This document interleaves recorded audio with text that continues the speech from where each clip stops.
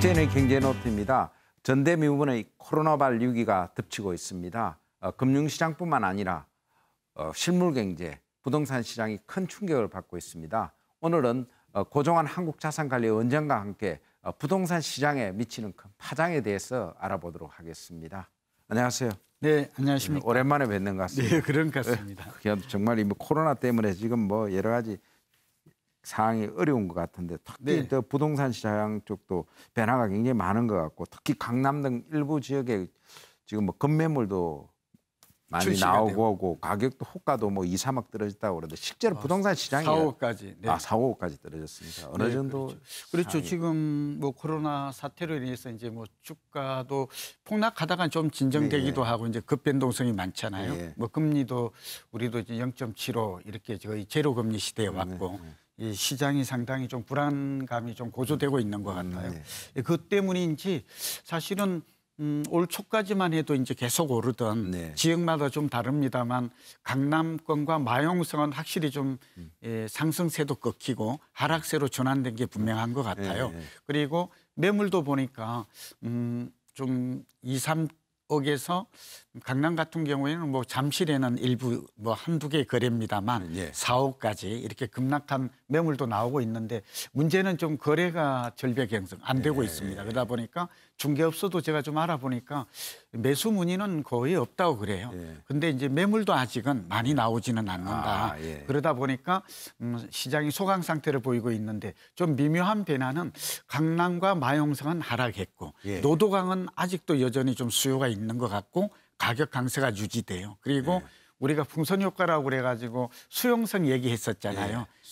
수원, 용인, 성남 이런 이 지역들은 가격이 하락하지는 않았어요. 그 대신 풍선 효과라고 그래서 이제 다른 동네로 말하자면 뭐 안성이나 뭐 오산 이런 동탄 이런 지역들의 가격은 좀 여전히 강세를 보이고 있다 이렇게 보여집니다. 한마디로 지역별로 좀 온도차는 있지만 전체적으로는 시장이 좀 가라앉고 있고 거래가 거의 한 70%가량 이렇게 감소했다.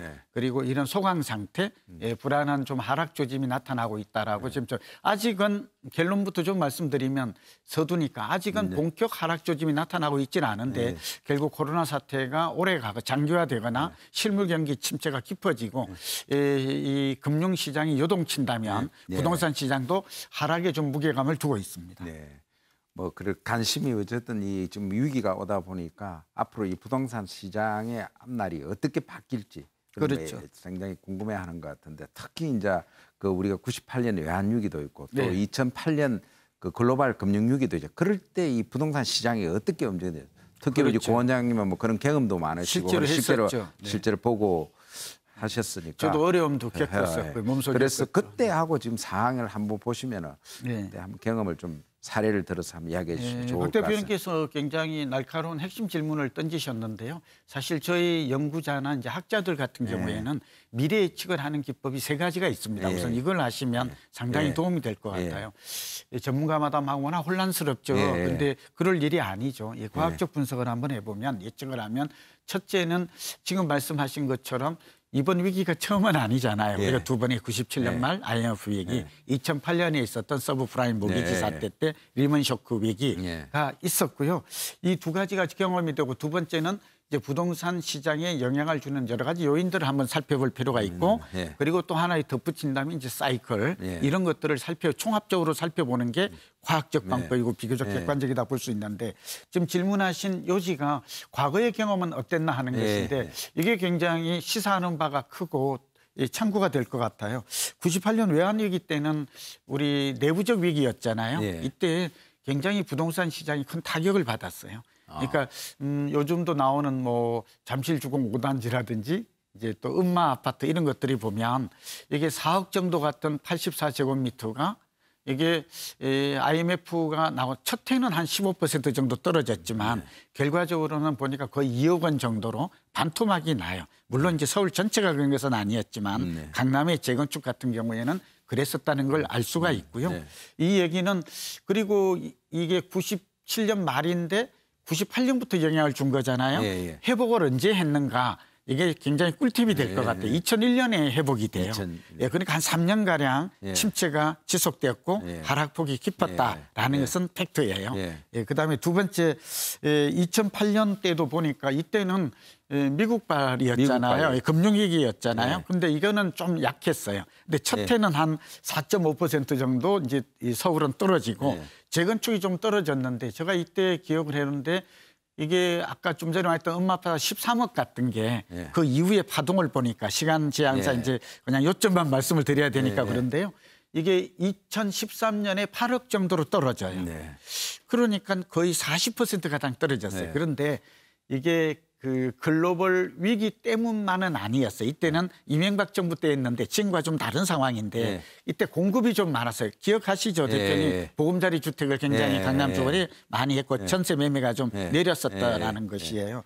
그리고 이때는 또 좀 지금하고 다른 상황이 규제를 또 완화했었어요. 이명박 정부 때. 그랬음에도 불구하고 결과적인 것은 어떻느냐. 시간 관계상 이제 압축을 하면 13억에서 8억 정도 거의 한 5억 정도 떨어지고 40%가량 떨어졌다라는 점을 주목해야 되는데 이때는 글로벌 위기 때문만은 아니고 지금하고 좀 유사해요. 부동산 경기가 2001년부터 2007년까지 6년간 대상승했거든요. 아까 2억 떨어졌던 엄마 아파트가 13억까지 올라갔다라는 걸 기억을 해야 돼요. 그러니까 굉장히 장기 상승 끝에 지금하고 비슷한 상황이죠. 사이클로 보면 한 5, 6년 오른 고점 상태에서 위기를 맞은 거예요. 그리고 공급 과잉까지 겹쳐져서 하락 기간과 하락폭이 깊어졌다라는 충격이. 그러니까 이게 단순히 위기만 1대1로 이렇게 우리가 연결해서 인과관계를 분석할 일은 아니지만 묘하게도 지금도 그런 상황과 유사하게 오고 있어서 저도 그런 앞으로 이런 상황이 좀 일어날 가능성도 완전히 배제하기는 어렵다라고 판단이 됩니다. 그러지 않아도 고 원장께서 그 과학적 분석 방법으로 이제 예측을 하고 여러 가지 데이터 분석을 많이 하시잖아요. 그렇죠. 하는데 특히 이제 부동산 시장에 영향을 주는 게 이제 정책도 있고 금리도 있고 뭐 수급, 심리, 환율 여러 가지 변수들이 많은데 한번 그런 걸 봤을 때 어떻게 시장이 바뀔지 한번 그것도 한번 되짚어 볼 필요가 있지 않는가 하는 생각이 듭니다. 네, 오늘 우리 박진희 경제노트에서 늘 이제 저도 기쁜 마음으로 이 보람을 많이 좋은 얘기도 많이 또 듣기도 하는데요. 중요한 것은 오늘 지금 키워드가 과거의 경험 사례, 경험 법칙도 중요하다 말씀드렸고 두 번째 중요한 거는 이 변수예요. 변화 요인. 왜냐하면 요즘 전문가들이 얘기하는 걸 뭐 제가 폄하하고 비판하는 게 아니라 어느 한두 가지 이유만 꼽아가지고 오른다 내린다 이렇게 할 수 있는 것들이 못 돼요. 부동산 경제학에서는 부동산이 앞으로 변화를 예측하는 데 있어서 한 5대 요인이 있어요. 첫 번째가 실물 경기예요. 근데 올해 아무래도 지금 우리나라 경기가 1%니 마이너스 성장, 역성장을 할 거라고 나오는 것은 실물 경기가 가장 중요한 변수예요. 누가 뭐라 해도 뭐 금리도 있고 정책도 있습니다만 이 실물 경제 침체가 장기화되고 위기가 왔을 때 부동산이 오른 적은 우리나라뿐만 아니라 한 번도 없어요, 세계에. 근데 이 실물 경제가 앞으로 이제 회복이 언제 될 건지 이것도 좀 우리가 불확실하고요. 여기에 따른 사람들의 그 불안감도 커지고 있는 상황이어서 이 부분은 상당히 악재로 보여집니다. 또 더군다나 우리가 좀 외국하고 다른 점이 이 규제 정책, 규제 중심 정책이 아직도 완화되고 있지 않다는 점은 대출 규제나 세금 강화 이 부분은 상당한 하락 요인으로 작용할 것 같아요. 세 번째가 기대를 하고 있는 게 이제 금리 인하였잖아요. 유동성이었잖아요. 지난 한 5, 6년간 집값 상승의 배경에 공급 부족도 있었지만 이 여러 가지 이러한 저금리 기조가 자리 잡았다 하는 것은 다 아는 것이잖아요. 안전자산으로. 이거 하나가 지금 하나 상승 요인으로 자리 잡을 수 있는데 여기서 좀 우리가 주목해야 될 점은 과거의 위기 때 경기 침체가 장기화되었을 때 이 금리 인하는 부동산 시장에 주는 영향은 몹시 제한적이었다는 점을 주목해야 돼요. 왜 제한적일까요? 돈은 많아지는 건 맞아요. 그래서 이제 대출을 근데 이유가 두 가지예요. 하나는 대출 받아서 금리가 내리더라도 부동산을 살 수 있는 구조가 상황이 아니에요. 두 번째는 앞으로 부동산이 올라갈 거라는 기대 심리가 있을 때 저금리를 이용해서 빌려서 집을 살 텐데 이러한 기대 심리보다는 불안 심리가 증폭되는 상황에서는 그런 사람이 많지를 않아요. 그리고 세 번째는 실제로 경제가 나빠지게 되면 구매력이 나빠 실업자가 증가하죠. 그렇죠. 그러니까 가처분 소득이 감소하는데도 시중 돈이 많으니까 부동산으로 갈 것이다 이런 것은 과도한 지금 분석이다라고 보여집니다. 시간이 부족하니까 여기 이제 심리가 중요한데 좀 전에 말했죠. 부동산도 보면 지난 많이 오른 것은 상승할 거라는 기대 심리가 높을 때는 뭐 대출 규제 세금 강화를 해도 30, 40대가 집을 사듯이 어쨌든 집을 삽니다. 그러나 이제 그런 기대가 상당히 한풀 꺾였잖아요. 지금 통계도 지금 시장 자체가 전환점, 변곡점이 오고 있다는 그런 점들이 있고 환율이 의외로 부동산 시장에 영향을 많이 미치거든요. 근데 왜냐하면 이 환율은 국제 부동산 시장 동향과도 좀 맞물려 있는 상황에서 좀 이제 결론을 좀 내리면 이렇게 부동산 시장에 영향을 준 대여섯 가지 주요 변수의 움직임을 살펴보면 공급 부족이 좀 있다라는 것, 전세가격이 오른다는 건, 그다음에 금리가 내린 것 외에는 오를 만한 특별한 다른 이유는 존재. 그러니까 하방에 무게를 두고 시장의 흐름을 바라보는 전략이 유효할 것 같고 특히 사이클까지 감안하면 이제는 여기다가 이제 버블까지 감안한다면 지금 저는 부동산 경기는 앞으로 추가적인 상승보다는 이제는 하향 안정에 무게를 두고 만약 경제 침체가 위기가 온다면 부동산 시장도 급락이라든지 폭락 가능성도 배제하기 어렵다는 말씀을 드립니다. 한 3년은 뭐 기한은 그래 좋은 질문이네. 놓쳤는데 제가 시간대. 우선 저의 생각은 단기, 중기, 장기로 살펴보면 우리 그렇게 분석했잖아요. 늘 뭉뚱그려서 하게 되면 애매하거든요. 첫 번째 1, 2년 정도는 부동산 경기도 이제 지금처럼 이제 앞으로 더 시간이 갈수록 소강 상태. 저는 이걸 뭐 급락이나 폭락까지는 보지 않지만 하향에 무게를 두고 있습니다. 이제 좀 안정되거나 하향될 것이다 이렇게 보고요. 그다음에 이제 4, 5년 정도까지도 부동산 경기는 큰 변동성은 과거처럼 그렇게 사이클, 그러니까 5, 6년 오르면 4, 5년 하향 안정된다는 사이클을 볼 때 부동산 경기는 과거와 같이 그렇게 급등하거나 이러한 호황기가 오기는 좀 어려울 것으로. 다만 5년에서 10년 정도 이렇게 4, 5년 이후에는 서울이나 수도권 이렇게 공급이 부족한 시장은 또 지금보다는 부동산 가격이 다소 우상향 올라 있을 가능성은 높을 것으로 전망이 됩니다. 마지막으로 진짜 이렇게 불확실한 시장에서 진짜 어떻게 대응을 해야 됩니까? 가장 맞춤형 대응 전략이 필요하죠. 시장이 이렇게 불확실성이 높아지고 이렇게 불안감이 증폭되고 하는 건 다 느끼는 거잖아요. 이때 이 두세 가지 두 가지를 말씀을 드리죠. 부동산 경기가 상승 가능성이 높지 못할 때는 공격적 투자보다는 방어적 투자가 당연히 유리합니다. 투자의 전략을 스탠스를 바꿔야 되는 것이죠. 대비책도 좀 다르다 하는 말씀을 드리고 두 번째는 그러나 이 무주택자 입장에서는 좀 희망적인 이 얘기를 좀 드리면 과거에도 그렇습니다. IMF 우리가 또 2008년 글로벌 금융위기 때 경험을 했는데요.